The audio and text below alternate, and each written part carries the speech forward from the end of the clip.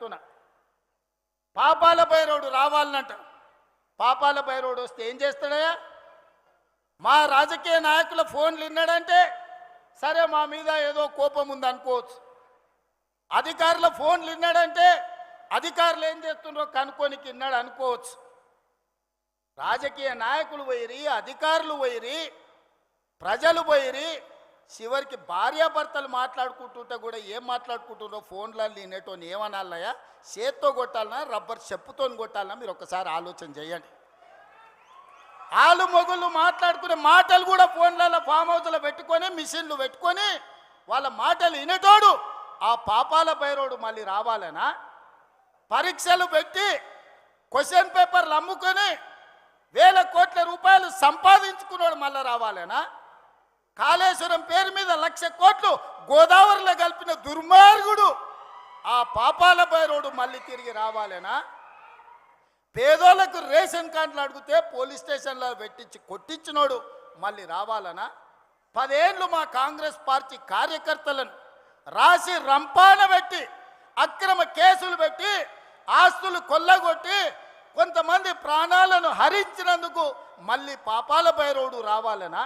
దేనికోసం రావాలి ఆలోచన చేయండి మిత్రులారా. ఇవాళ మీరు అడిగిందల్లా చేసినాం, శాయశక్తుల ప్రయత్నం చేసినాం. ఒకవేళ చేయకపోయినా మీ మీద ఎవరి మీద నాన్న వాళ్ళ మీద అవతల మీద ఇవతల మీద ఏమన్నా అక్రమ కేసులు పెట్టుడు కానీ లేకపోతే వాళ్ళని ఏమన్నా ఇబ్బంది పెట్టుడు కానీ జరిగిందా? మరి పాపాల భైరవుడు ఎందుకు రావాలని నేను అడుగుతున్నా. అందుకే మిత్రులారా ఇవాళ ఒక్కటే ఆలోచన చేయండి.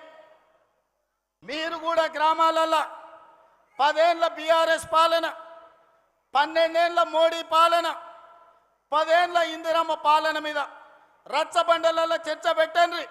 తాటి చెట్టు కాడ కళ్ళు తాగేటప్పుడు చర్చ పెట్టండి, బార్ షాప్ కాడ పెట్టండి, బీర్ షాప్ కాడ పెట్టండి, పెళ్లి కాడ పెట్టండి, సావు కాడ పెట్టండి, సర్పంచుల సంఘం కాడ పెట్టండి, లేకపోతే అసెంబ్లీలో పెట్టండి. చర్చ చేద్దాం.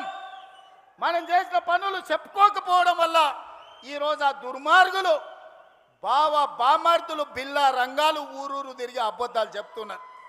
వాళ్ళకి దేవుడు శాపం పెట్టిండు, నిజం మాట్లాడితే మీ తల 1000 ముక్కలై సస్తారని. ఒక్క మాట కూడా నిజం మాట్లాడు. మొత్తం కుటుంబం అంటారా నాయన.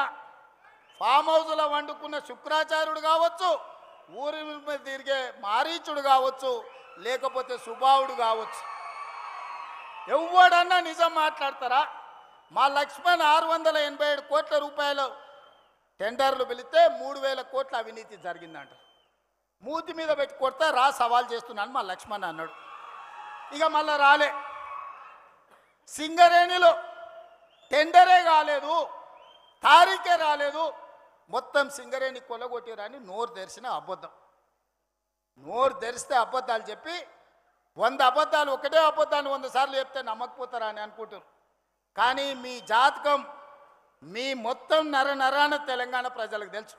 ఉద్యమం సమయంలో పిల్లల ప్రాణాలను ఎట్లా పొట్టన పెట్టుకున్నారో, అధికారంలోకి వచ్చిన తర్వాత ఎట్లా తెలంగాణ రాష్ట్రాన్ని కొల్లగొట్టినరో, ఎట్లా అక్రమ కేసులు పెట్టినరో తెలంగాణ సమాజానికి అంతా తెలుసు. మీరు ఎన్ని అబద్ధాలు